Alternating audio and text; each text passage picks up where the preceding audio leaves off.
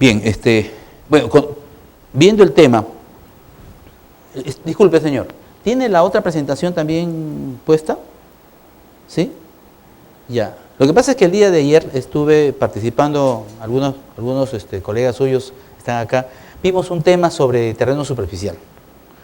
El tema de terreno superficial, que es parte, y entonces yo lo he traído, quiero también compartirlo, es parte de lo que íbamos a hablar, pero este es un tema específico, es decir, especial, ¿no? Especial. Entonces, también lo vamos a ver, ¿no? Quiero compartirlo con ustedes. Respecto, cuando hablamos de terreno superficial, tenemos que determinar que se acredite que el titular, el operador minero, ¿sí? El operador tiene la autorización del propietario de los terrenos, que se va a hacer uso. Entonces debe tener. Ahora el asunto es propietario. Entonces, a nivel de las provincias, al interior de las provincias, ahí eso no es una línea horizontal, es un piso bastante con altibajos, en donde pues alguien podría ser propietario con título inscrito y otros podrían ser propietarios con un título anterior, antiguo, y que viene con escrituras y nunca lo inscribieron. Podría darse ese caso. Pero el escenario del año 95, yo les comentaba el día de ayer, ¿cuál era? El escenario 95 es que querían el Estado en aquel entonces, la política de Estado de aquel entonces era darle propiedad a todas las personas. Es decir, todos los poseedores debían ser propietarios. Al ser propietarios, entonces, tenían una mejor posición, ¿no? Les daba, los empoderaba para poder negociar. Y ese era el término. Y entonces tener mayor valor económico, tener un mejor mecanismo de negociación frente a un operador, en este caso minero. Pero el proyecto que tenían en aquel entonces, pasaron los 5 años, llegó hasta el 2000 y no necesariamente se culminó. Muestra de ello es pues la existencia del PET, ¿no? Cuando en su momento, proyecto especial de titulación de tierras, que tenía como objetivo justamente titular los terrenos allí en la parte rural. Y bueno, han hecho un catastro, tienen una UC y ahora es parte de COFOPRI, ¿no? Ahí es donde interviene COFOPRI, porque a veces cuando leemos el Decreto Supremo 020 dice, ¿y por qué COFOPRI interviene? ¿No? ¿Qué tiene? COFOPRI tiene porque le transfieren, lo absorben, lo fusionan una parte del PET con COFOPRI. COFOPRI se vuelve una entidad absorbente y tiene la función que tenía el PET y maneja esa información. Bueno, en todo caso, como la norma habla de propietarios, cualquier modificación sigue jalando la expresión propietarios y el Decreto Supremo 020 nos sigue llevando a esa misma expresión. Habla que debe contar con la autorización de los propietarios. Y ese es en el plano, respecto a las tierras, ese es en el plano privado, pero en el plano ya no del terreno privado, sino del terreno estatal, nos encontramos con otro escenario distinto. ¿Sí? Porque en el plano privado, incluso llegamos a pensar, a ver, no tengo propiedad, soy posesionario. Ajá. La posesión, ¿qué tipo de disponibilidad me da respecto de los bienes? ¿Qué disposición, qué capacidad de disposición tengo sobre los bienes? Entonces tengo que identificar qué tipo de bienes. El bien que yo construyo del suelo para arriba y el bien suelo, ¿soy propietario o qué derecho o qué capacidad de disposición tengo del bien suelo? ¿De quién es? ¿Es del Estado o es mío? Entonces ahí viene el punto, ¿no? El derecho de uso no me da el derecho de propiedad. Decían los antiguos romanos, el derecho de propiedad tiene 3 elementos básicos, eso ya es teoría de la propiedad dentro del marco jurídico. 3 elementos importantes, le decían los romanos, uti, fruti y abuti. Es decir, el derecho de uso, el derecho del disfrute y el derecho de abuso, entendiendo como abuso la capacidad, hoy en día, se entiende así, la capacidad de disposición. del bien. Es decir, si yo soy propietario del suelo, yo con él puedo hacer lo que yo quiera, es decir, lo regalo. Esa es mi capacidad. Pero el asunto es que si yo soy posesionario, ¿qué capacidad tengo yo de poder disponer del suelo? No tendría esa capacidad. De ahí que existen contratos que dicen contratos de traspaso de posesión predial. Entonces, traspaso de posesión. Ya el momento de traspaso de posesión, ya inmediatamente uno lee y dice, este es posesionario. ¿Qué le está traspasando? ¿Qué le está entregando?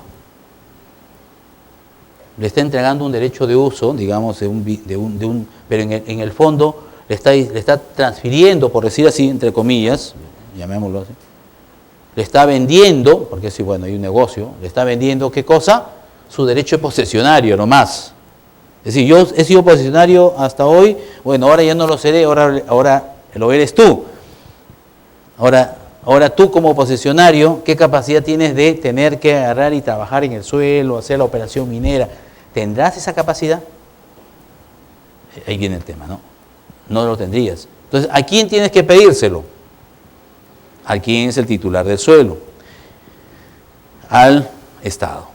Entonces, tendrías que de todas maneras hacer un trámite para poder obtener, acreditar fehacientemente y no tener ningún inconveniente con ningún otro tipo de interés que quiera bloquear tu proyecto. Al final el objetivo es eso, evitar que mi proyecto sea bloqueado por un problema de un tema no bien manejado. Entonces, el otro día conversaba justamente con un usuario, una persona, y me planteaba este tema, este problema. Yo estaba cabezón, decía, ¿y ahora cómo hacemos? No se puede desconocer el derecho de los posesionarios. ¿Sí? Yo tengo 20 años o 15 años en un lugar, un predio. Incluso muestro, ¿no? Acá está mi constancia. La municipalidad me ha dado una constancia de posesión. Pero en la parte de abajo lees en la constancia de posesión que te da la municipalidad, te dice, ¿es para qué? Para uso de servicios, vivienda y no sé cuánto. Es que no tiene más, no puede ir más allá. No puede, no tiene la capacidad de poder hacer eso la municipalidad. Te da la posesión, pero para que tú puedas habilitarlo, vivir. Pero no podría darte para que tú puedas realizar una actividad minera, económica, no lo podría hacer. Entonces, la opción en ese momento era, muy bien, de todas maneras, el derecho de comprarle, ese derecho de posesión con la persona, haces el negocio, el posesionario interior se va, se retira, entonces te queda todavía un paso que dar. ¿Y cuál sería ese paso?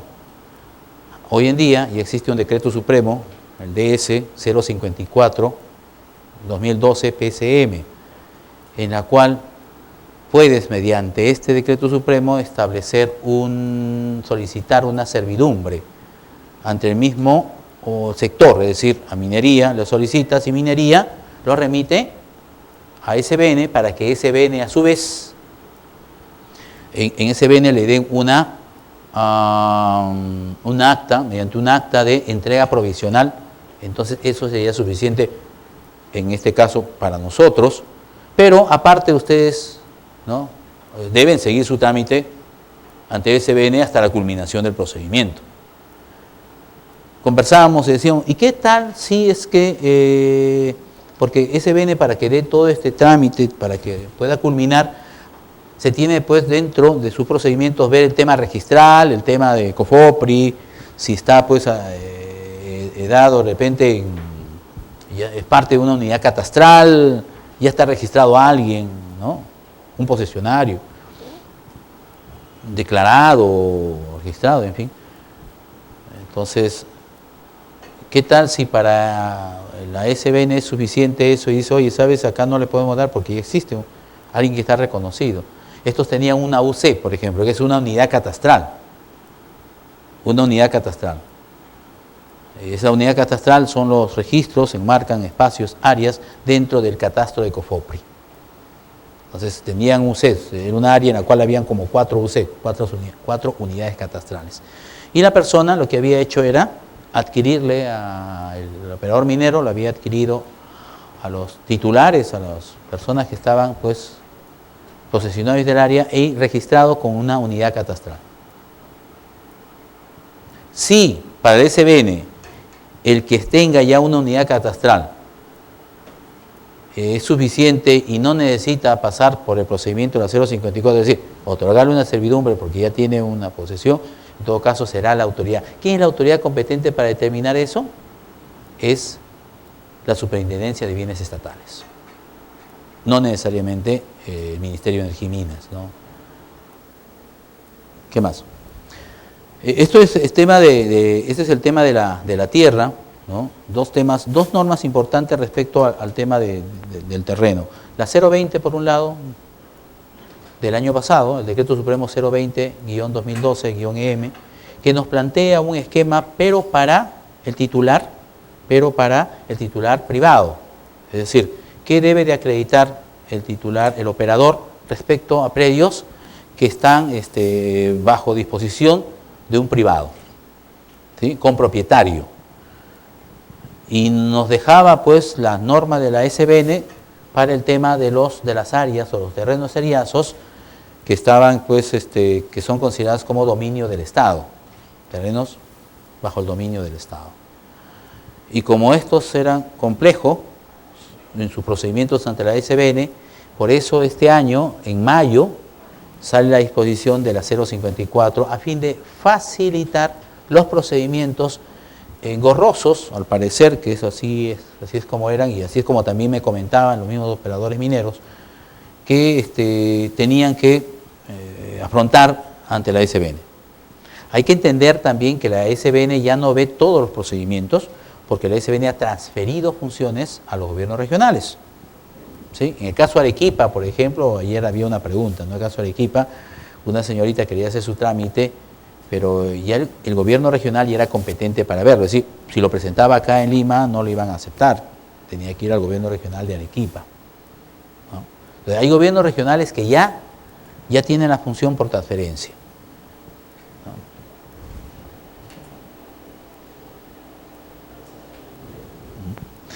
Bien. Concesión de beneficio. Vamos a ver. La concesión de beneficio. La concesión de beneficio, en principio, conjuntamente con otras actividades, ¿no? Vamos a señalar. En el texto único ordenado de la Ley General de Minería, establece un conjunto de actividades que implica el desarrollo minero, que tiene la actividad minera. ¿Cuáles son? Para hacer minería, ¿cuáles son las actividades? El cateo, la prospección, la exploración, la explotación, el beneficio, la labor general, ¿qué más? Transporte, comercialización, ¿sí? 8 creo, ¿no? Pero hay una más, hay una última. Y ahí en el texto, en el título preliminar señala, y todas aquellas en las cuales la ley lo señale como actividad. Y con el decreto legislativo 1048 del año 2008 se estableció una nueva actividad. No porque no existiera, sí existía, sino que la elevó, digamos así, a un nivel también de actividad independiente a fin de ser fiscalizada. ¿Cuáles son? Los depósitos de concentrados, que también está señalado como actividad minera. Depósitos de concentrados que están fuera de la unidad. En otras palabras, ese dispositivo tiene un nombre propio. Todos los depósitos de concentrados que están en el Callao, ¿no? Nació con ese, porque esos son los que esos son los que se necesitaba fiscalizar. Cuando sale esa norma, el objetivo era fiscalizar los depósitos de concentrados.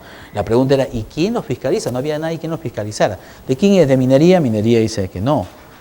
¿De quién es industria? Industria dice, no, tiene que ver con material minero, nosotros no nos metemos. Entonces, al parecer, no había quien los fiscalizara a estos depósitos de concentrados. Entonces, se estableció ojo que digan, no, pero minería tendría que verlo porque dentro de su supervisión de seguridad tendría que estar contemplado. Sí, pero lo contempla siempre y cuando esté dentro de la unidad minera. Pero estos estaban fuera. Entonces, cuando sale la 1048, lo señala y dice los depósitos de la actividad de deposición, depósitos de concentrados, ¿sí? Es una actividad minera reconocida, tal, que no está sujeta a otorgamiento de una concesión. Por ende, es de carácter libre. Solamente resulta ser, ¿lo autorizan? No, no lo autorizan. Lo que sí se fiscaliza, sí. Lo que se fiscaliza es el tema de seguridad y el tema ambiental, ¿no? Y lógicamente, en la medida que haga negocio, en la medida que hay todo un manejo de negocio, tendrá que ver pues con SUNAT, con la municipalidad, ya a nivel de otros temas. Entonces, tenemos esas actividades en una línea imaginaria, ¿no? Así estaba en la presentación, en una línea. Entonces, vamos.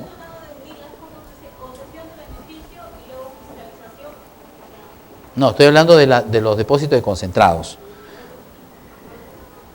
Claro, lo que ahorita he señalado son todas las actividades reconocidas en la norma. Actividades mineras reconocidas, tanto en el texto único ordenado de la Ley General de Minería, como en este Decreto Legislativo 1048. Entonces, lo que antes eran 8 actividades, y ahora son 9, por el reconocimiento de los depósitos de concentrados fuera de la unidad. Entonces, por ahí, ubicándonos en que existen estas actividades, entonces reconocemos al beneficio como una de las actividades que se desarrolla bajo el sistema de concesión. Porque el cateo, la prospección y la comercialización no se otorgan por concesión. Entonces, ¿es libre? Sí, es libre. Con sus limitaciones que marca la norma, pero es libre. Sujeto a otros controles, pero no el minero necesariamente. Si usted puede ir a catear, magnífico. Puede ir a hacer prospección de un terreno, también. Pero claro, ¿se va a entrar al vecino, a casa, al terreno del vecino? No, tendría que pedir autorización al vecino, por más libre que sea. Esas son las limitaciones, ¿no? Pero la exploración, la explotación, el beneficio, la labor general y el transporte minero sí están sujetos a otorgamiento de concesión.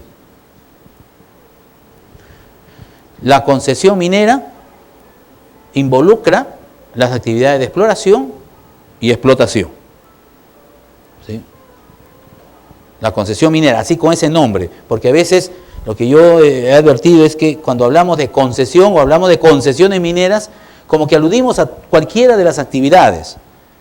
No, la concesión minera solamente involucra 2 actividades, exploración y explotación.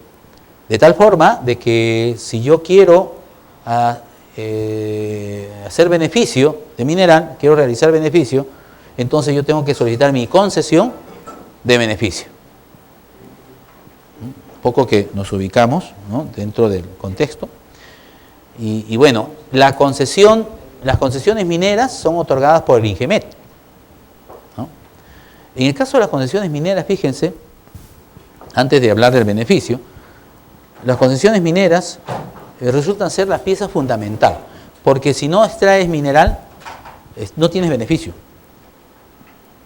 Si tú tienes que beneficiar algo que extraes, no puedes beneficiar algo que... Es decir, no necesariamente tú, no necesariamente ustedes, las personas, el titular de la concesión, sino que me refiero de que tiene que haber la actividad de extracción para poder existir la actividad de beneficio. Entonces, se torna importante la actividad extractiva, se torna importante la actividad de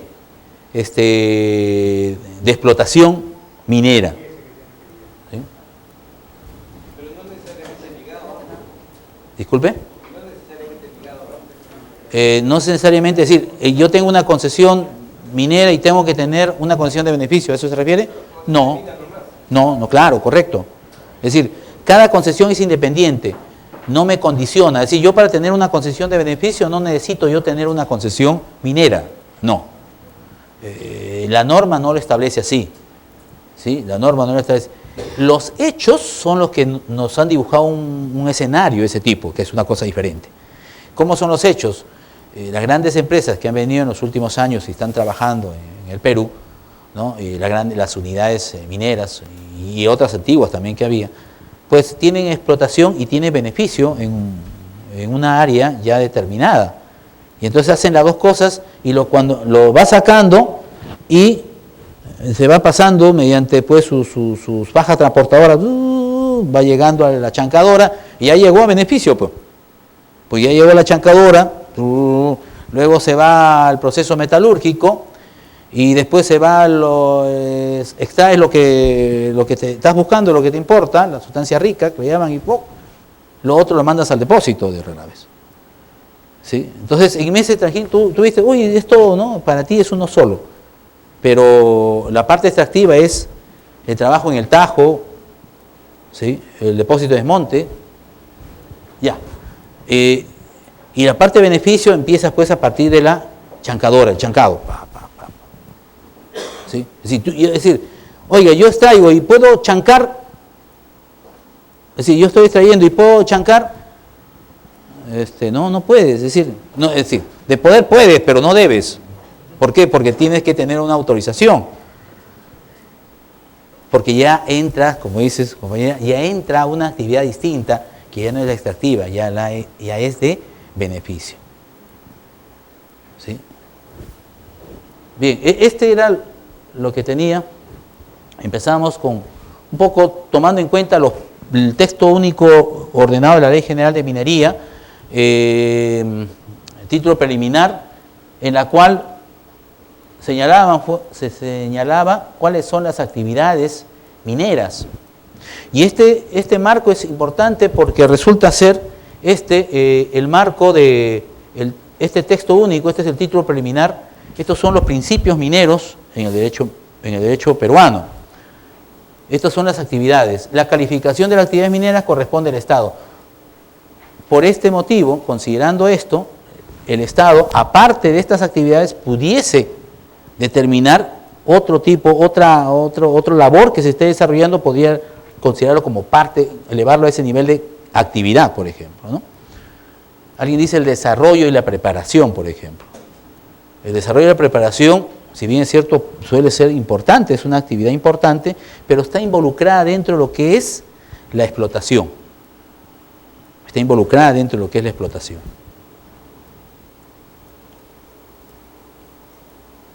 Ya, aquí. Lo que pasa, disculpen, estoy con... Ya. En el ejercicio de las actividades mineras, excepto el cateo, la prospección y la comercialización, es decir, excepto estos tres que son libres, todas las demás son bajo el sistema de concesiones al que se accede bajo procedimientos de orden público, es decir, lo que hemos estado hablando. Esta es mi línea, que les decía, una línea. Ahí está el cateo, prospección, exploración, explotación, beneficio, labor general, transporte minero.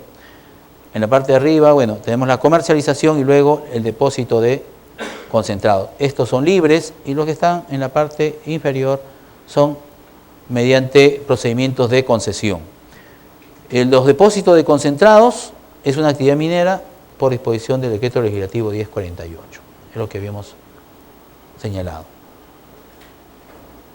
Aquí es donde yo les quería señalar, si vamos a abocarnos a ver el tema de concesión minera, procedimientos de la Dirección General de Minería, sí, porque las concesiones mineras se otorgan, como les decía, en INGEMET, y quien se encarga, la unidad evaluadora, la dirección evaluadora es la Dirección de Concesiones Mineras.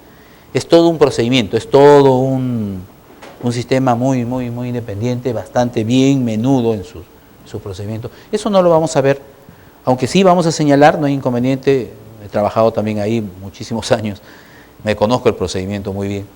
Pero vamos a ir tocando en la medida que vamos avanzando respecto a la actividad de exploración y explotación más adelante, ¿no? La Dirección General de Minería es un órgano técnico normativo del Ministerio de Energía y Minas que se encarga de proponer y evaluar la política del sector minería. Ve el tema, promueve el desarrollo sostenible de la exploración, explotación y labor general y comercialización. Aquí, este es Ministerio de Energía y Minas, viceministro, Dirección General de Minería. Es un órgano técnico del MEN. ¿Cuáles sus objetivos? Proponer y evaluar política del sector minero, proponer y expedir normas necesarias del sector, promover desarrollo sostenible de las actividades mineras.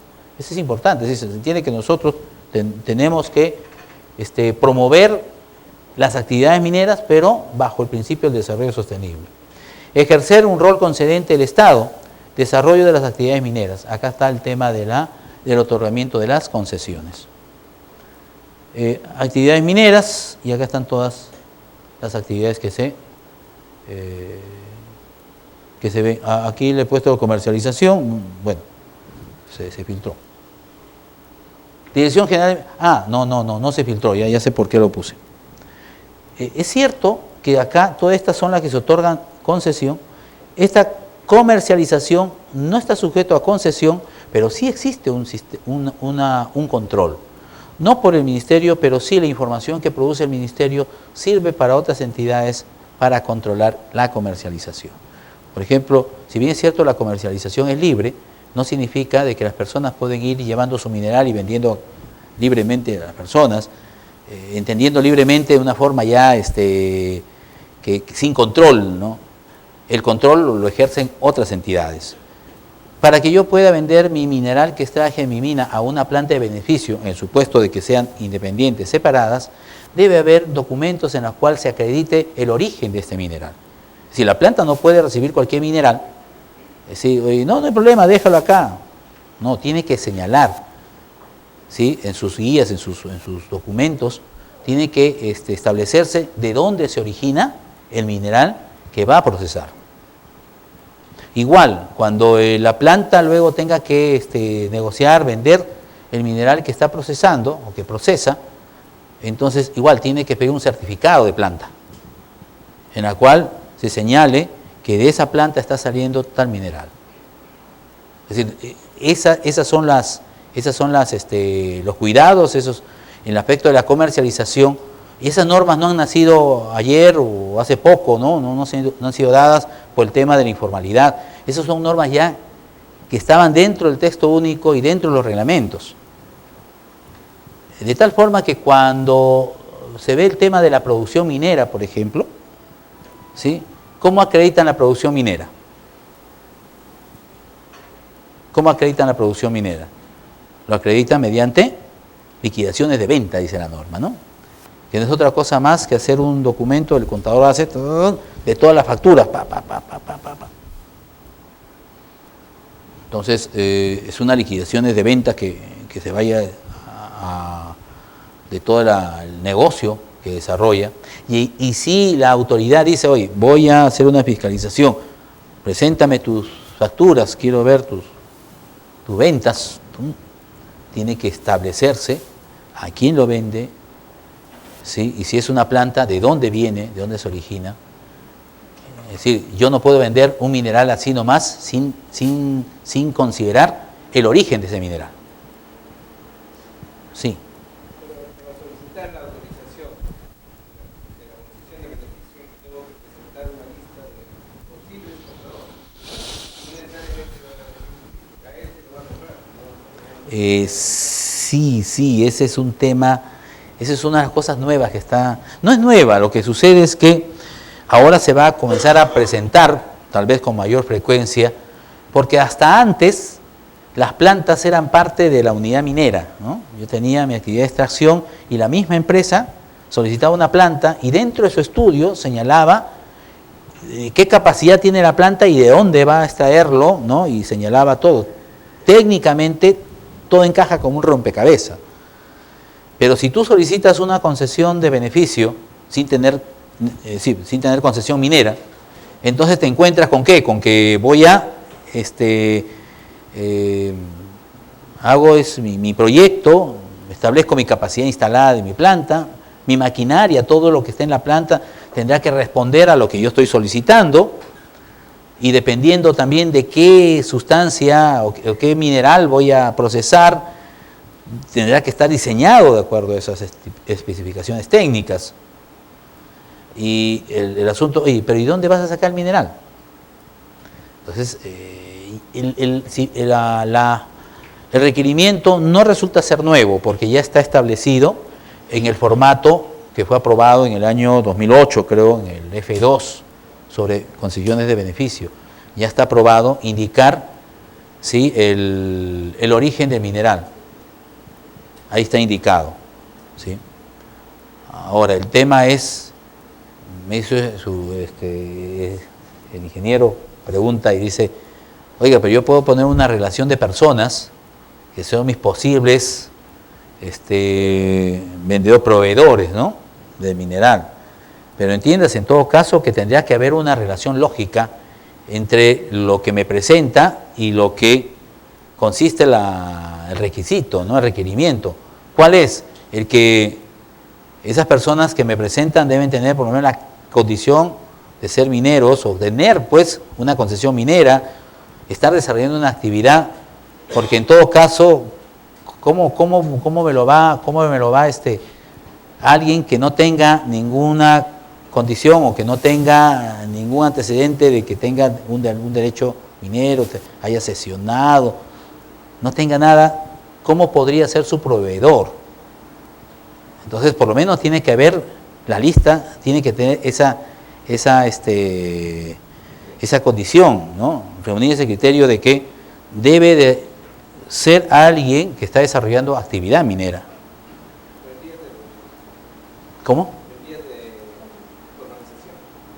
Podría también ser, pero para eso tendría que señalar el nombre. Incluso yo le sugeriría, ¿no?, en un caso de que si fuese el suyo, que señale no solamente el nombre, sino el dato. Oiga, ¿sabe? Tiene una concesión tal, si es que lo tiene, y si no, compromiso de formalización, número tal, porque tienen sus números, ¿no? Correcto, para que se pueda identificar correctamente. Dígame.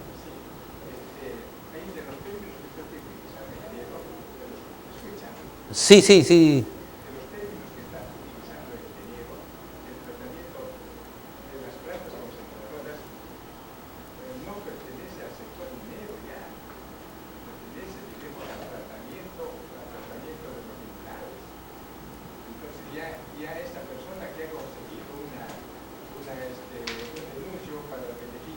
Entonces, ¿puede o no puede tener relaciones con las minas?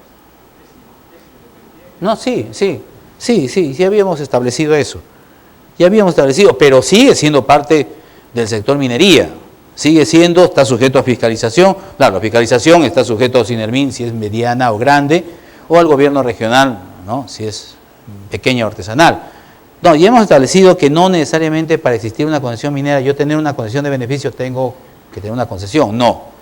Pero sí debe de cumplir con el requisito de que me señale el origen del mineral, y que en todo caso, si yo señalo de dónde va a provenir, tendré que señalar o la concesión de fulano, o si alguien que esté en proceso de formalización, ¿sí?, porque no tiene una concesión todavía, o de repente el área está, señalar el nombre, identificar a las personas y señalar su documento, ¿no?, la declaración jurada que ha presentado y que está en proceso de formalización.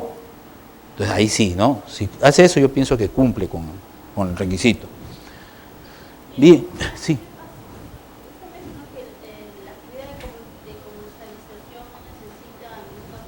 No, ajá.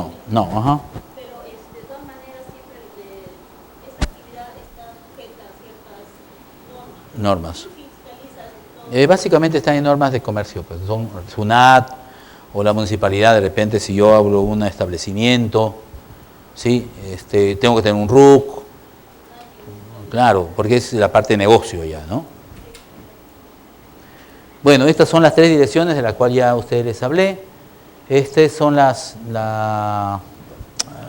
funciones que tiene la Dirección Normativa de Minería: ver el tema de los peritos mineros, aprobar el registro de empresas especializadas de contratistas mineros, evaluar respecto a los expedientes de inversión por extranjeros en zona de frontera, los 50 kilómetros, emitir opiniones sobre solicitud de servidumbre minera, emitir opinión respecto a recursos de impugnación y nulidades, y el visado de las resoluciones directorales que a ustedes ya les manifesté antes, ¿sí?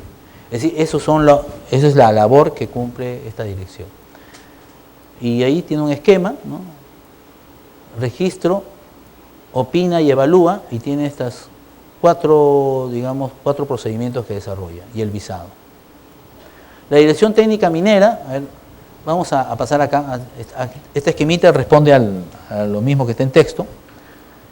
Evalúa y opina sobre otorgamiento de concesiones, beneficio, labor general y transporte. Autorizaciones de inicio o reinicio de actividades minero-metalúrgicas, háblese exploración, explotación, el tema de los planes de minado, que son parte de la explotación, las autorizaciones de uso de ANFO y similares, las denuncias de extracción ilícita de mineral, las certificaciones de operaciones mineras, ¿no? Los CON. Pero eso no es todo, sigue, tiene más funciones. Realiza visitas de verificación a las zonas de actividades mineras, evalúa y opina sobre autorizaciones de construcción, de labores de acceso, ventilación y desagüe en concesiones mineras vecinas, autorización de aspectos económicos y financieros respecto al plan de cierre y a los planes de cierre de los pasivos ambientales para ver el tema de la garantía, ¿sí? De las garantías que tienen que hacer, que tienen que depositar. Y sobre este tema de pasivos ambientales, ve el tema de la identificación y la elaboración y actualización del inventario. Es decir, el ente encargado de ver el tema, de identificar, elaborar y actualizar ese inventario de pasivos, que es uno solo. Si ustedes ven que sale cada cierto tiempo, cada año sale una resolución, otra y otra sobre pasivos ambientales, no es que existan varias listas, sino es una sola. Lo que hace es incorpora, retira, establece, hace cambios, actualiza, de repente ya se identificó el responsable del pasivo ambiental, entonces ya se pone el dato, la información, se responsabiliza. No se indicó o se identifica que hay un nuevo pasivo en una zona determinada, se agrega, se incluye.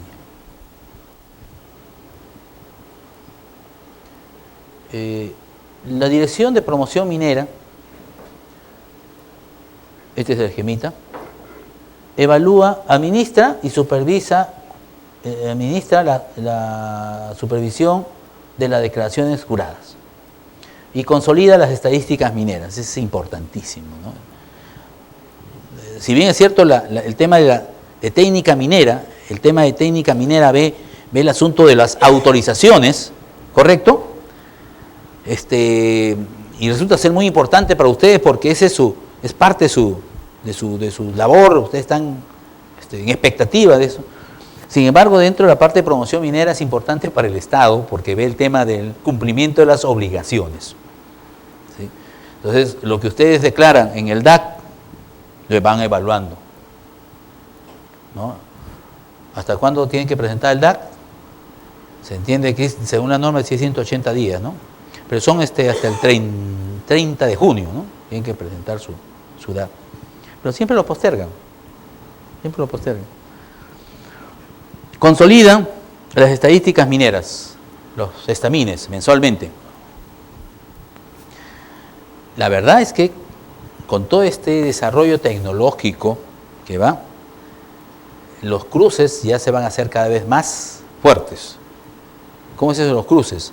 La información que ustedes presentan en su DAC, la información que presentan en su estamín, los cruces y la información que ustedes pueden estar, que existe a través de SUNAT, porque a quien le va a interesar todo esto es a SUNAT. Siempre he dicho, ¿no? El Estado siempre dice, métete con todo menos con mi plata. Entonces, cuando ya hay tema de dinero, ya ahí mismo, ¡bum!, sale el control. Y para eso la SUNAT es campeona. ¿Sí? Va y te persigue. Entonces, ahí hay que ver, tengan cuidado con las declaraciones, ¿no? A veces juegan con números y tengan cuidado porque ¿qué pasa si mi DAC dice una cosa y al final mi estamín dice otra? No coincide. Entonces, ahí hay un tema de que hay una adulteración, hay un problema en cifras. Entonces tienen que ver que una cosa se entiende, si yo declaro en mi DAC, declaro de mis mensualmente, ¿sí? Lo que yo mismo estoy declarando cada mes. No debería haber diferencias, muchas, de repente por ahí un poco, pues, mínimas. En números siempre existen eso, ¿no? Mínimo. Pero no puede haber una diferencia abismal, muy, muy grande, muy fuerte, porque eso ya evidenciaría que hay una falsedad de información, ¿no? O adulteración en todo caso. Después tenemos el tema de la evaluación y opinar sobre la acreditación de la producción mínima y la inversión mínima. El tema de la producción mínima es un tema básicamente que está ligado ¿a cuál? A la actividad de explotación. Más que yo en mi concesión de beneficio estoy sujeto a producción. No, el tema de producción es básicamente para mis labores de explotación. Y el tema de inversión está ligado a mi tema de exploración.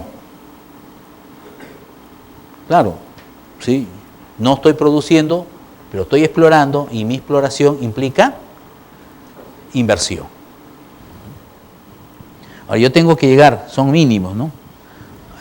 Al respecto, sobre este punto, por ejemplo, hasta ahorita se sigue aplicando la norma del año 2001, la modificación respecto al sexto año, respecto a los $1.000 por hectárea y año, para yo poder demostrar producción. Pero entiéndase que para el año 2019 ya se va a aplicar en forma horizontal la 1053, si no me equivoco. ¿Sí? Es un decreto legislativo que estableció que yo puedo producir al 10º año. Si yo debo alcanzar producción al 10º año, ya no al sexto. ¿Sí? Al 10º año. Sí, si bien es cierto, me da un ancho de tiempo para yo poder alcanzar producción. Sin embargo, ¿qué pasa si yo no alcanzo la producción al 10º año, al año 11 yo tengo que declararlo? Si no alcanzo, pago penalidad. Ah, es la misma antes. Bueno, sí. Hasta el año 15. Si el año 15 no produces, se te caduca la concesión. Lo que nosotros lo denominamos en aquel entonces la muerte súbita. Es decir, no cumpliste, ¡sa! No, oye, pero son 2 años que yo... No. Año 15, no cumpliste, se caduca. Pero eso estamos hablando que es a partir del año 2019. Falta todavía varios años. Si al año 15 yo... dígame usted. ¿Es para minas metálicas únicamente? No, para todas. Pero en minas no metálicas es de acuerdo a la renta. Si no hay que vender para que es corto. Pero la producción mínima está sujeto a ciertos valores que está también establecido. Por ejemplo, en este nuevo cambio de norma, ¿qué se establece? Que la producción mínima es, ahorita es $100 por hectárea año, metálica, ¿no? No metálica, $50 hectárea año. Pero con esta nueva norma, el año, hectárea año, viene a ser una UIT para las metálicas. Y para las no metálicas viene a ser 10% de la UIT, es decir, es menos. Ahora, lo que tiene que hacer es acreditar esos montos, ¿no? Lógicamente, para el metálico es una UIT por año y hectárea. Imagínense la cantidad de hectáreas que puede tener. Eso lo multiplicas por una UIT de aquel entonces, o del año en el cual vas tú hasta que tienes que cumplir tu obligación, y ese es el límite mínimo que tienes que cumplir, que acreditar que has producido. Para metálicas es una UIT, para no metálicas son 10% de la UIT. Entonces, allí se tomó en cuenta de que el caso de las no metálicas no tiene el mismo dinamismo comercial que el caso de las metálicas. Se ha considerado, por eso solamente le cuenta el 10%. ¿Sí? Pero igual, yo tengo que alcanzar ese límite, y si no lo alcanzo, entonces me pago la penalidad. Y si al año 15 no cumplo, si es que no existe ninguna razón para que yo no pudiese cumplir, me caduca. Pero de repente yo tengo problemas, pues el titular de la tierra no he logrado obtenerlo porque la comunidad se puso tan dura que tengo una mesa de diálogo, una serie de situaciones, entonces no puedo empezar, ¿correcto? Ya, esa podría constituir, la norma no lo establece así, pero considero que sí estaría dentro de lo que podríamos denominar, o la norma lo denomina, situación de fuerza mayor, por ejemplo. Entonces, la norma dice, por caso de fuerza mayor, situación de fuerza mayor o caso fortuito, podría extenderse del año 15 al año 20. Entonces, ya no me lo caducan, sino hasta el año 20 yo tendría la opción de poder trabajar, yo poder seguir manteniendo vigente la concesión. Pero tengo dos condiciones. Uno, que debo seguir pagando la penalidad hasta que no cumpla con mi producción. Y dos, tengo que demostrar inversión. Sí o sí, de todas maneras. ¿Y cuál es la inversión? El 10%, es decir, 10 veces la penalidad. Yo tengo que acreditar que estoy invirtiendo. Esta norma, sin embargo, reconoce, no como ahora, que no funciona así, pero esta norma sí reconoce que las inversiones como inversiones mineras estarían consideradas también todas aquellas que se realizan de manera, la llaman inversiones sociales, infraestructura, lo que hoy día no se considera, y pasa simplemente al paquete de responsabilidad social, ¿no? Yo hago una actividad de responsabilidad social y entonces hay una cantidad de dinero que dispongo a fin de poder estar bien con la comunidad, ¿no? En este caso, lo considera como parte de las inversiones. Esta norma sí los considera. Pero el reglamento que salió en el 2009, a fin de evitar este desfase, estableció que esos 10 años empieza a correr a partir del año 2009, con las concesiones que se otorgaron al 2008, ¿no? Que es donde sale la norma, y 10 años 2019. Por eso, a partir del año 2019 recién se va a aplicar la norma a toditos, a todos. Mientras tanto, dice el decreto supremo del año 2009, que reglamentó esta ley, establece de que, mientras tanto, seguirá aplicándose el mismo esquema que ha estado vigente antes de esa norma. ¿Sí? Entonces, ahorita estamos en una etapa de transición, una larga transición, que no se aplica todavía en su extensión este decreto legislativo que es la 1052, creo que le dije, ¿no? Algo así, no recuerdo con certeza, pero sí, es del año 2008. Sí, dígame usted. Una pregunta, ¿y las concesiones que fueron otorgadas antes de 2008 también llegarían a caducar en 2019? En el caso, ellas se aplica los 6 años y tienen que estar produciendo ya. Claro. Pero si pagas penalidad, pagas indefinidamente. Claro, pero sin embargo ya a partir ya si al 2019 no produce, ¿sí? Se sigue, claro, al 2019 empieza a contarse, tiene 5 años, igual que todas las demás. ¿Sí? Después de los 5 años, si no produce, entonces se extingue. ¿Cuántos son? 2019, 5, el 2024, ¿no? El 2024 estarían cumpliéndose los 15 años y de repente todas las concesiones que no produzcan estarían caducando de manera directa, ¿no? Para el año 2024. Las concesiones antiguas. Igual, sí, las antiguas. ¿Cuál es el objetivo? Según la exposición de motivos de esta norma, ¿el objetivo cuál era? El objetivo era evitar lo que le denominaron acaparamiento de áreas. Si había ¿no? que hay empresas mineras, señalaban, ¿no? Hay operadores mineros, decían, ¿sí? De que han solicitado extensos territorios, han peticionado, pero que no se desarrolla actividad. No se desarrolla. Que el principio del otorgamiento de las concesiones, y eso es cierto, porque está en el texto único, está en el título preliminar, el objetivo es el trabajo. Y entonces el Estado espera que trabajen en esas áreas, que existan proyectos, y al no haberlos, entonces siente que existe una baja, una merma, no se está cumpliendo con el objetivo, ¿no? Entonces, ese es el sustento por el cual sacan este decreto legislativo, a fin de evitar este acaparamiento que le llaman. Dígame.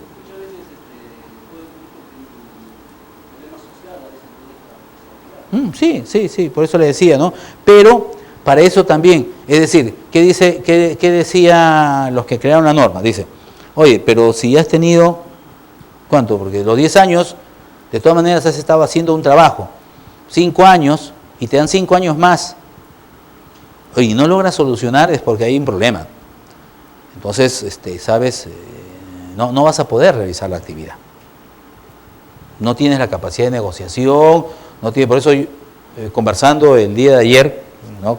Habían una exposición de unos negociadores también, parte de tierras. La idea es, la negociación no es conciliación. Salimos con esa idea loca, ¿no? La negociación no es conciliación. Y es que una cosa es conciliar, podemos ser buenos patas, buenos amigos, pero no negociamos, no llegamos a ningún acuerdo. Te respeto, eres mi pata, lo que tú quieras, ya, pero después de eso, oye, no, pero yo insisto en mi posición y el otro insiste en su posición. La negociación implica, ¿qué cosa? Obtener algo con quien negocio. Entonces la otra persona decía, oye, pero me está pidiendo, y eso no es extraño que lo diga acá porque eso me imagino que también le están sucediendo a algunos, me está pidiendo acciones de la empresa. Y la comunidad está pidiendo acciones de la empresa. Entonces el encargado, el que veía el tema de negociación, decía, pues si ya te está pidiendo, ya te abrió la puerta a la negociación. El hecho de que tú le des o veas cómo lo manejas, y eso es otra cosa, pero ya empezó la negociación, ¿no? A que no exista nada y haya una cuestión cerrada. Entonces, de todas maneras, sí o sí, si se desea operar y tiene un propietario, la comunidad es titular del terreno, entonces tienes que llegar de todas maneras a una negociación. La norma se ha puesto en esa situación y dice, si no llego en 10 años mínimo a lograr un acuerdo, es porque lo más probable es que no vaya a llegar a un acuerdo, ¿no? Que exista de repente un rechazo. Entonces no va a haber pues ese manejo, no va a haber esa buena convivencia.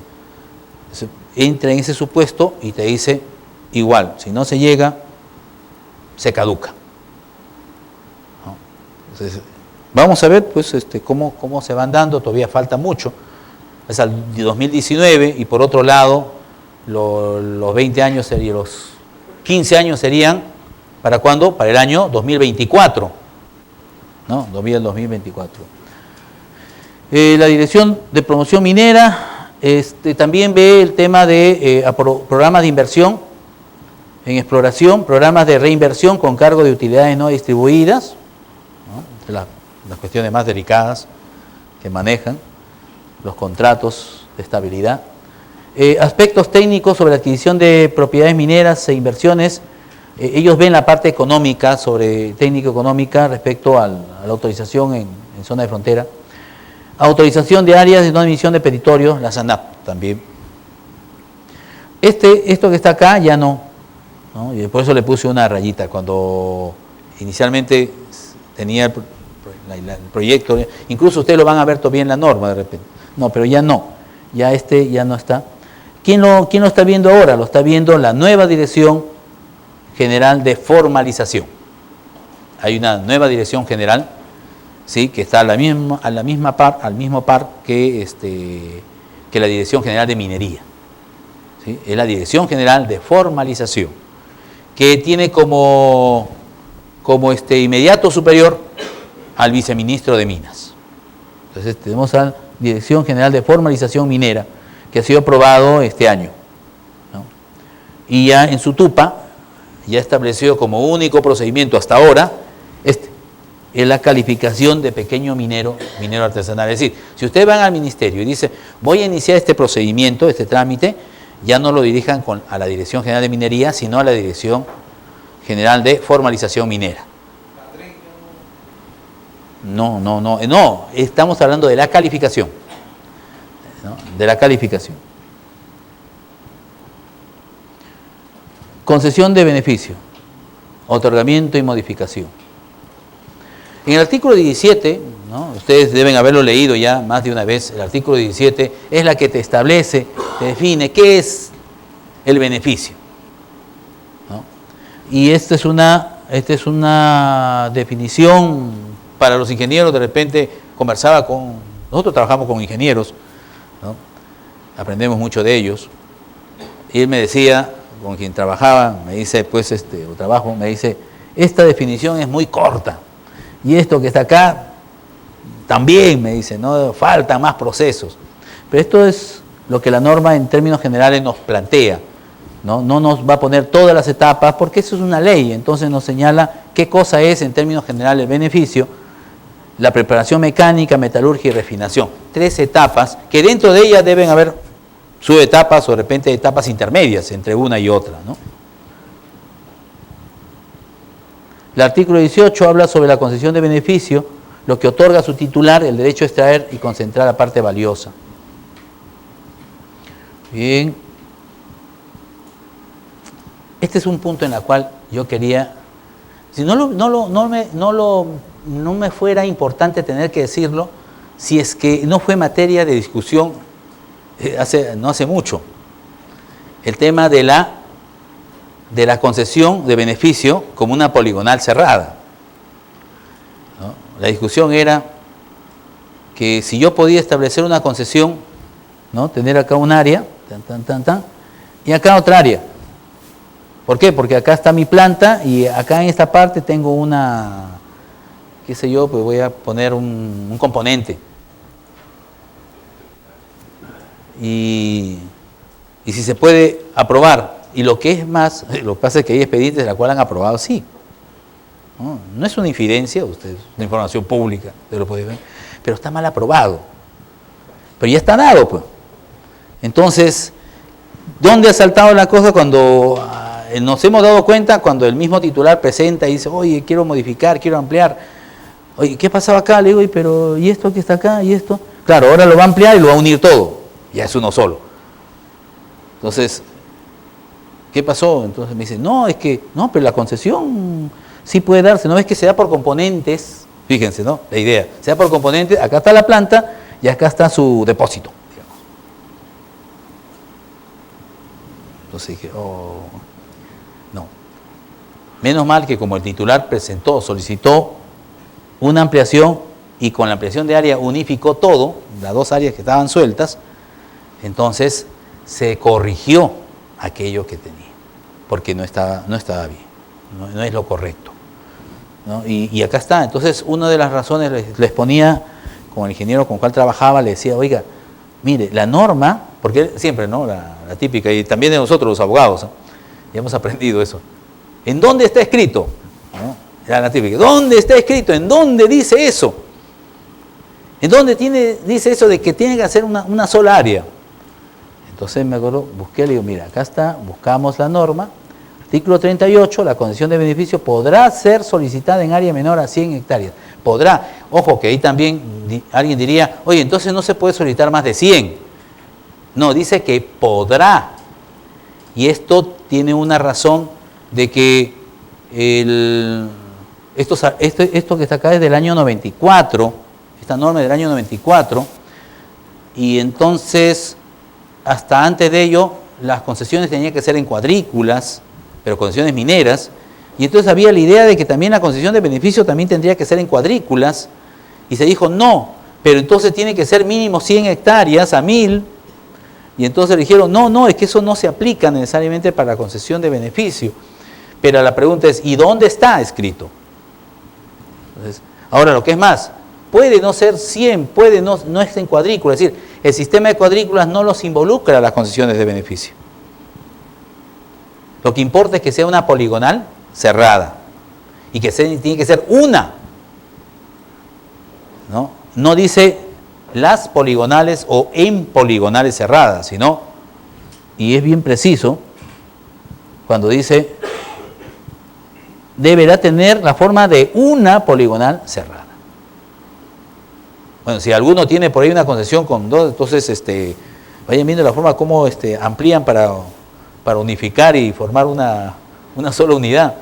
Antes que, bueno, la pregunta es, ¿y qué pueden hacerme? ¿No? Sí, pues, sino que es un problema, es una cosa rojita que está ahí, pum, pum, pum, pum, ¿no? Dando señales de que algo no se dio. Ahora, esto también podría responder, y eso sucedió con otra concesión, esto tiene que ver con la parte de abajo, con Y la segunda parte del artículo 39 nos habla de que otorga a su titular el derecho de realizar uno o más procesos mineros. Sobre eso se basaron para poder establecer esta concesión con sus dos partes separadas, no colindantes. En un expediente, en una oportunidad detectaron, por ejemplo, que había un expediente, eran 3 concesiones de beneficio. Una de ellas tenía una planta y por ende tenía capacidad instalada, ¿correcto? Y pagaba su derecho de vigencia, porque el derecho de vigencia de una planta es sobre la base de su capacidad. Pero tenía 2 hermanitas, dos concesiones de beneficios cercanas, que no tenían planta, que eran depósitos. A diferencia del caso que habíamos visto, ¿no? El que era una sola concesión con 2 áreas, cada área era una concesión, pero era del mismo titular. Es decir, el titular tenía 3 concesiones de beneficio, en una de ellas estaba la planta, en otra estaban sus depósitos. ¿Se dan cuenta? Es decir, oiga, pero ¿y cómo le calculas la capacidad instalada de los depósitos? ¿Podría calcularse? Entendiendo que cada concesión es una unidad. Tendría que tener un cálculo de su capacidad instalada, pero si no tiene planta, ¿cómo le calculas? ¿Se da cuenta? Entonces, también se llegó a corregir, menos mal, ¿no? Ya se llegó a corregir, a instancia también del mismo titular, que en su afán de ampliar su área, se le indicó, pues, oye, ¿sabes? En el sistema parece que no tienes vigencia, no has pagado nunca vigencia, porque si no tiene capacidad instalada, ¿cuándo lo va a pagar? Entonces, al comienzo decía, uy, es un error. No, hay que considerar, y eso siempre me importa decirlo, y más ahora en estos tiempos, que nosotros, nuestra actividad minera es tan larga, hemos hecho cambios normativos de que en otro tiempo se podía solicitar de esa manera. No había derecho de vigencia. ¿Cuándo aparece el derecho de vigencia? 1992. Y se empieza a pagar en el año 1993. Y antes del 92, ¿qué depósitos hacían los titulares mineros? El canon territorial, que lo llamaba. Entonces, no había derecho de vigencia y por ende no había el tema del pago, del cálculo, que sí se amarró con el tema de la capacidad instalada, en el caso de las concesiones de beneficio, en la 014. Entonces, esta solicitud, estas concesiones de las cuales hablo, eran del año 89 y las solicitaron correctamente, de acuerdo a la norma de aquel entonces. No tenían que ellos, pues, acreditar y tener que pagar derecho de vigencia. Y solicitaron sus concesiones de beneficio de acuerdo al componente que ellos necesitaban. Lo que es más, oye, pero el derecho de la tierra, el que tiene que pasar, porque va a haber, ¿no?, entre una y otra hay un espacio que no está otorgado. El asunto es que en aquel entonces el uso del terreno, en la medida que era de Riazo y no era de nadie, era gratuito. ¿Sí? O podía solicitar, en este caso esta empresa, una empresa grande, lo que había solicitado era el uso del terreno de Riazo del entorno, que era parte, también está en la norma, dentro del artículo 37. Que al final le ayudó mucho porque esa área que solicitó como terreno de Riazo, en el año 95, cuando sale la ley de tierras, ¿sí?, lo declara y sobre eso hasta ahora tiene derecho, ¿no? Eso le ayudó muchísimo, ¿no? Pero entonces estaba bien dado, sí estaba bien dado, sino que colisionaba esa realidad con la nuestra. ¿Por qué? Porque en este caso este señor había solicitado solamente dentro de esa concesión de beneficio depósitos. Entonces decía, mi planta muevo todo y deposito, ¿no?, dispongo en mis otras 2 concesiones en la cual tengo mis 2 depósitos. Y lo hacía. Lo que hizo, como necesita más espacio, siempre van creciendo la capacidad instalada y todo esto, la producción, los componentes, amplió de área. Al ampliar de área, establecimos una nueva, no está aquí dentro de los procedimientos, es que el procedimiento de concesión de beneficio, la verdad, si ustedes ven la norma, a diferencia de la concesión minera, que es bastante escrupulosa, bien meticulosa, mejor dicho así, bien meticulosa con qué cosa vas a hacer, cuál es el procedimiento A, B, C, D. Hay una serie de procedimientos que se ha establecido. En cambio, si se dan cuenta aquí en la concesión de beneficio, va desde el otorgamiento a la modificación. Hay una clasificación, está el TUPA de modificaciones, y después no hay mucho detalle. No hay mucho detalle. Entonces, la pregunta es, por ejemplo, ¿puede haber acumulación de concesiones de beneficio?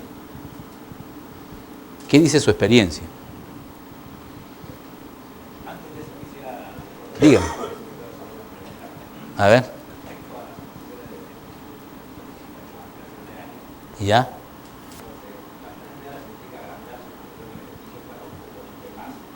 Sí, correcto.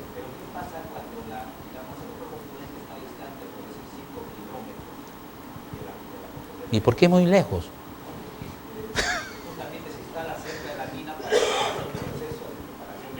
Entonces, Es un proceso que forma parte del mismo proceso metalúrgico, ¿correcto? Así se le explicó a lo que quería, que era parte del proceso. pero 5 kilómetros, Es la única forma de poder. No es la única forma, ingeniero, usted sabe que no es la única forma. Es el caso de tener 2 áreas en una área ahí y Ya, otra área acá. ya. Entonces me dijeron que tienen que cuidar. Pero unir significa que ellos cuidan ese tremendo cuadrado poligonal. No necesariamente, dependiendo de lo que vaya a hacer, ¿no? Entonces la pregunta era, ¿hay colindancia o no hay colindancia? La presión de área, no necesariamente. A ver, ¿hay colindancia respecto a qué? A la presión de área. No, sí, pero no sería ampliación de área. Por eso le digo, sí, seguimos bajo el mismo principio. Seguimos bajo el principio, tiene que encerrar una poligonal cerrada. Entonces, mis ampliaciones tienen que ser colindantes. No puedo yo ampliar y ampliar en un área que esté distante de mi área principal. Tiene que ser. Lo que ha sucedido, sí, en algunos casos han hecho esto, ¿no? Dos cosas. Uno, han hecho acá un área, acá está el otra área. Lo que han hecho es y lo han unido, así, una línea, ¿no? Dos formas. Y lo considero como parte de mi concesión de beneficio. Eso, o establezco una de transporte minero.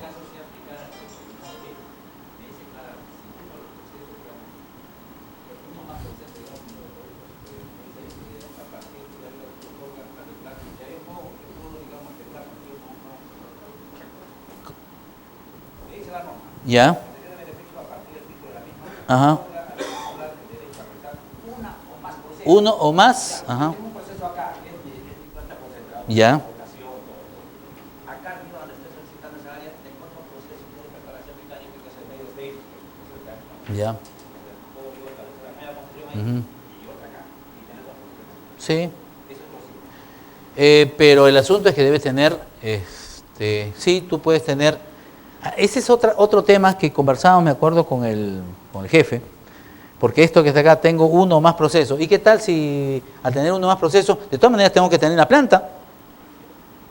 Tengo que tener mi planta, para que me pueda dar el tema de la capacidad instalada, que ahora está unido. Entonces yo debo de tenerlo. Pero yo puedo tener una concesión de beneficio aquí y puedo tener otra concesión de beneficio acá.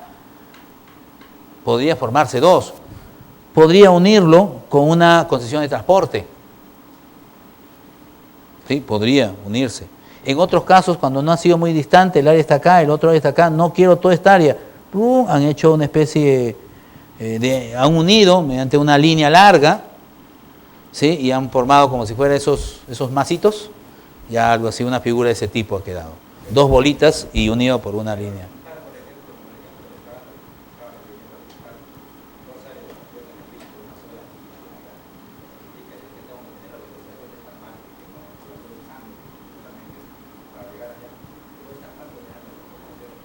Pero no, claro, correcto, eso es cierto.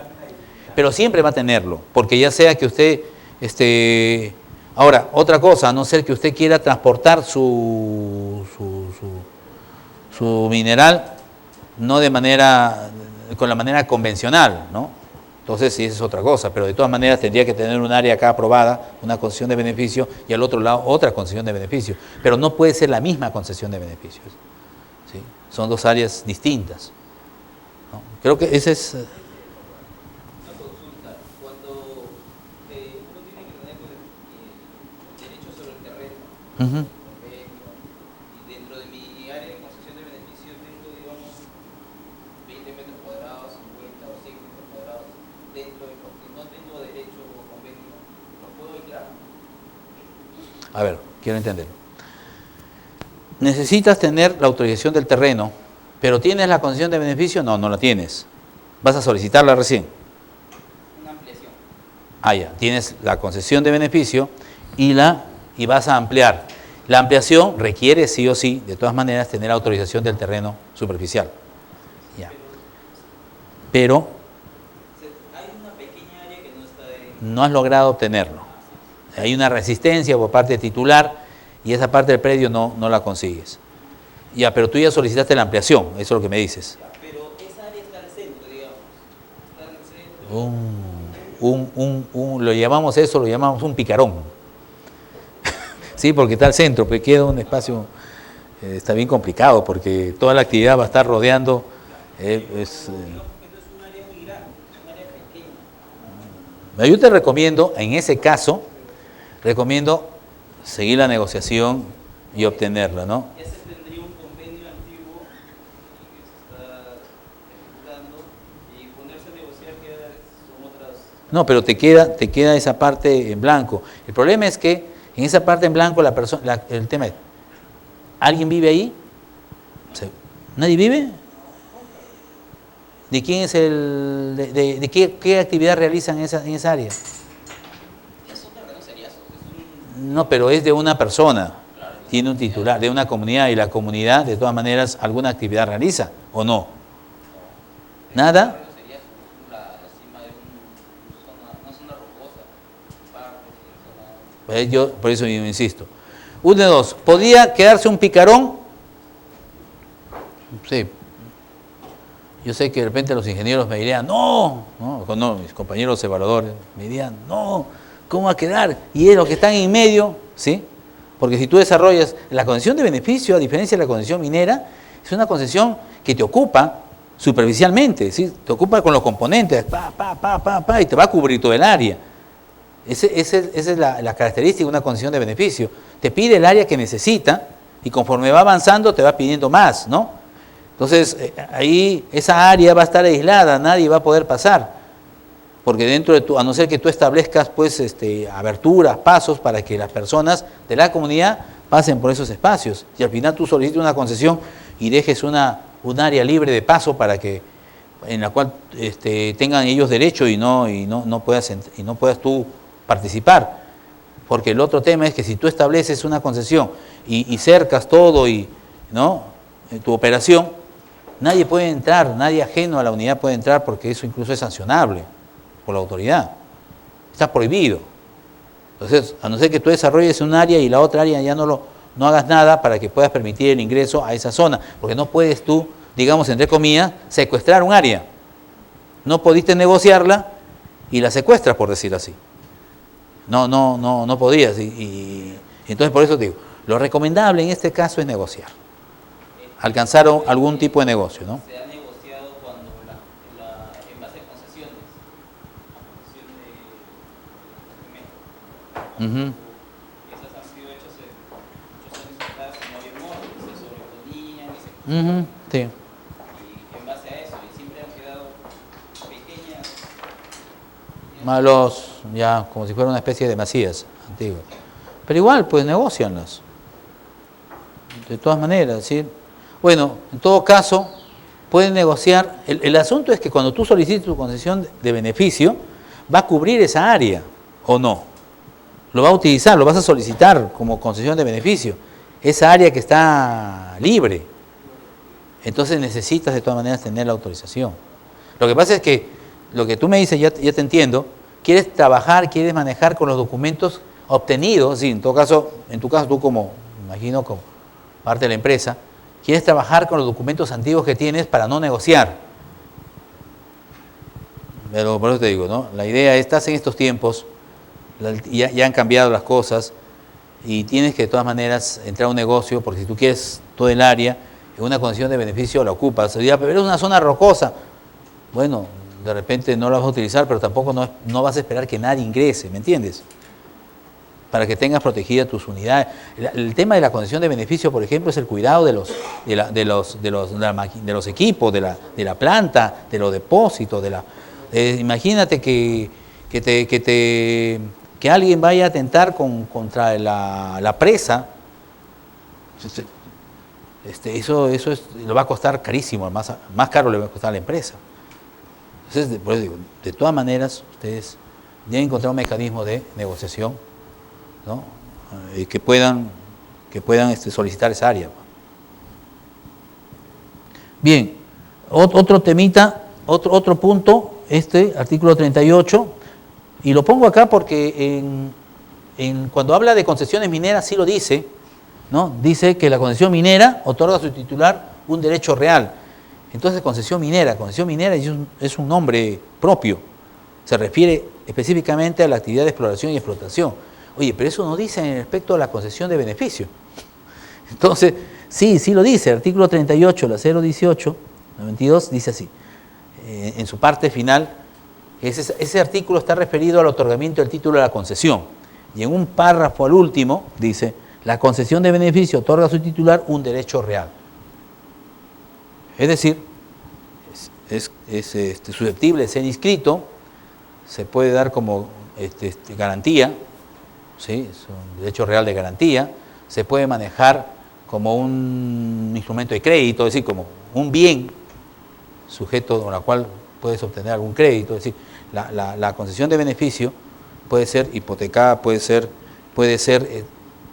como yo siempre digo, puede ser transferida y transmitida del momento en que es un derecho real.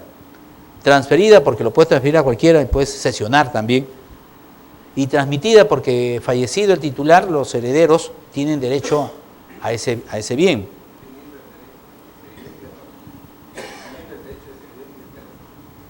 Bueno, el derecho de servidumbre se entiende por cuánto lo han hecho. Antes las servidumbres eran perpetuas, ¿no? En unas épocas.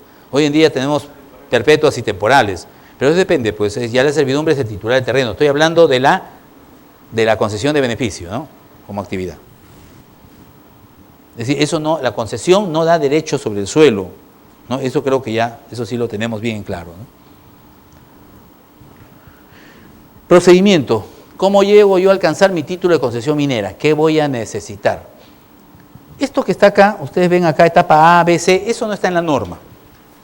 Pero eso se en TUPA. En el TUPA sí le han puesto así, A, B, C. A fin de poder un poco sistematizar, organizar y decir, bueno, en mi etapa A, solicitud de evaluación y autorización para publicación de carteles. Es decir, mi etapa A llega hasta la evaluación inicial y la publicación de los avisos. Expedición de los avisos para publicar. Mi etapa B empieza desde la presentación, el titular presenta los avisos, cumple dentro del plazo, hasta la autorización de construcción.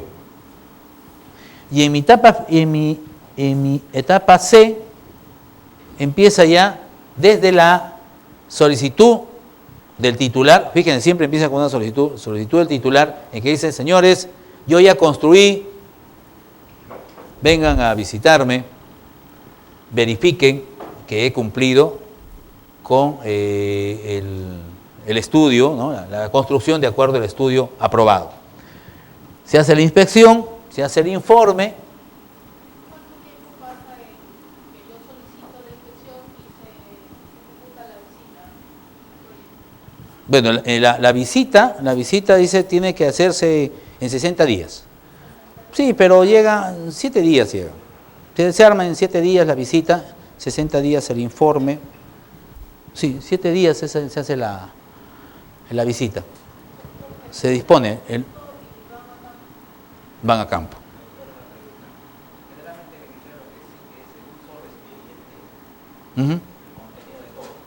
Correcto. Correcto.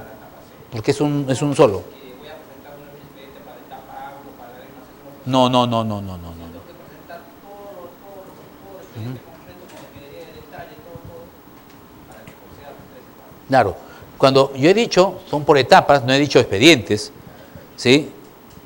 Por si acaso de repente cabe la intervención del ingeniero, ¿no? Puede ser que se pueda interpretar, de repente no es lo que yo he querido decir.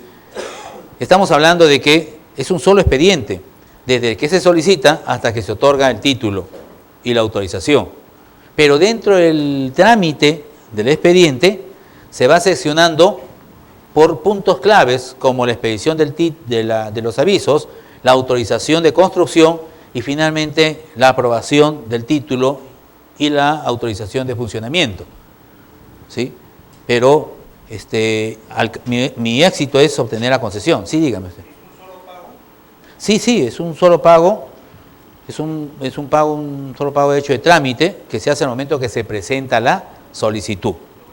Sí. Es previo, todo es, digamos, previo a lo que es la aprobación del estudio de impacto.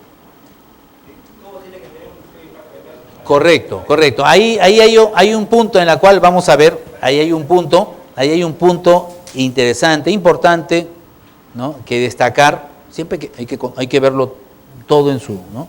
A ver, vamos a ver, acá está, procedimiento minero. ¿No? Cuando yo vi esto, no crean que ese era todo, pues aquí vamos a desarrollarlo. Procedimiento minero. Ya, aquí están quién es el sector, la autoridad evaluadora, la Dirección Técnica Minera, primera instancia es la Dirección General de Minería, es la que resuelve, y la segunda instancia el Consejo de Minería. ¿Cuántos días? 120 días, se dice, existe en el TUPA, 120 días hábiles. Después, el derecho de pago, un derecho de trámite, 20% de la UIT. Para el año 2013, 3.700. ¿Está bien? Creo que sí, ¿no? Ya, no me he confundido. Derecho de vigencia. Aquí, a diferencia de las concesiones de mineras, en las cuales se paga $3 por hectárea, ¿sí? Acá se paga de acuerdo, hay una tabla, ¿sí? Hay una tabla de acuerdo al artículo 46, está en la norma. Y este artículo 46, a su vez, se fue regulado, ¿no? Por una resolución directoral 185 que estableció unos valores y a su vez señaló cuál es la fórmula para poder hallar el pago, el valor del derecho de vigencia de acuerdo a la capacidad instalada que tenga. Entonces, es todo un algoritmo, es una fórmula matemática. ¿Cómo se llama? Ya. Este es el artículo 46. Acá está esto. Ya que veo esto, hay un punto en el cual siempre me preguntan. Quien habla también enseña en la universidad y entonces los chicos se preguntan, no se hacen esa pregunta. Dice, esto de la pequeña minería, dice, ¿no? ¿En qué parte de la ley dice que hay gran minería, mediana minería? Es decir, ¿dónde está?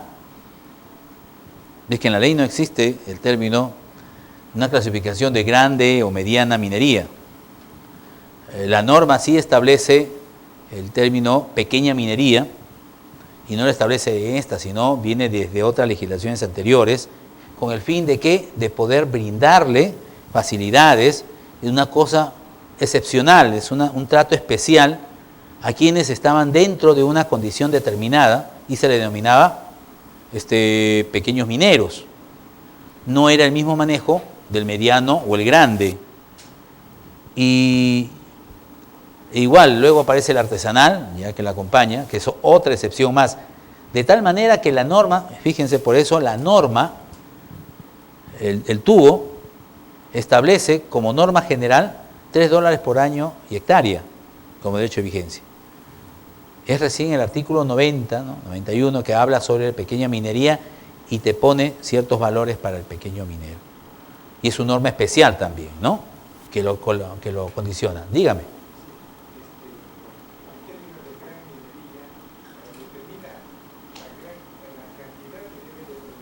Uh-huh.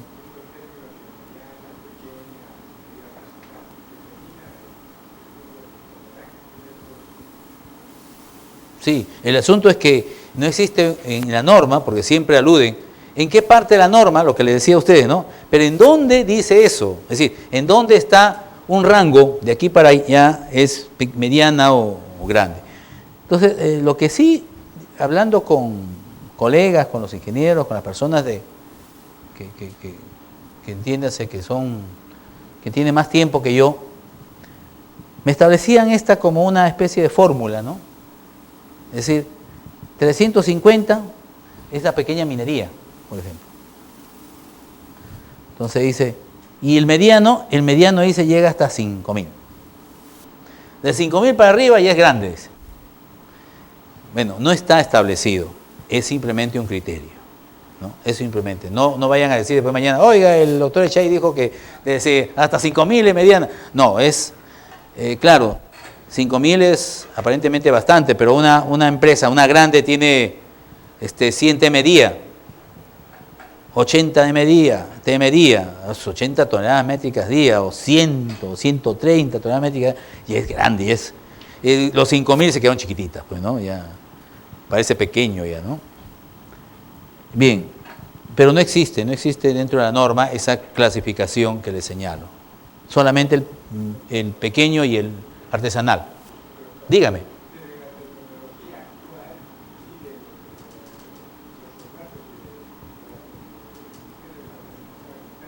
Uh-huh.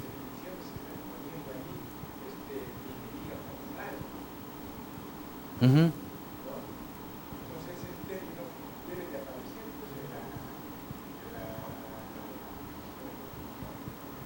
Bueno, ese es en la norma, sí. Sí, bueno, siempre las normas salen por una cuestión de necesidad. No es un tema de necesidad, en todo caso, el Estado percibe, y tanto así que su problema, el estado de cuestión que se ha generado es la minería informal, por eso ha sacado una serie de normas para poder controlarla. Mientras no la tenía, no la controlaba, ¿no? Las normas eran escasas. En cambio, cuando se ha convertido en un problema, sí. Y el tema de mediano, grande, ¿no? Aportan, pagan sus impuestos, y al margen de cómo yo lo clasifico a uno, no vaya a ser que lo confunda a un mediano, le diga grande, o a un grande lo confunda con un mediano. Ese es lo de menos a la larga cuando ellos cumplen con sus obligaciones, ¿no? Hay empresas que tienen flota constitutiva, que son empresas que tienen mediana minería o pequeña minería, ¿no? Sí, pues sí. No necesariamente Claro, esto es por eso día, es una cuestión referencial. Alguien me señalaba técnicamente que podía manejarse así. Y hay libros, hay textos que he leído en la cual la han ido poniendo, pero como le digo, no tiene necesariamente un sustento legal, es simplemente un criterio. Bien, bueno, acá no se ve bien, bueno, creo que metí demasiado. Este es el decreto, esta es la resolución directoral, la 185, en la cual, aquí está la fórmula, ¿no? 185 del año, ¿qué le decía? 97, ¿sí? EMDGM, del 9 de mayo de 1997, si alguien desea buscarlo. Y aquí está toda la capacidad y el valor calculado, al menos ya está valorizado, ¿no?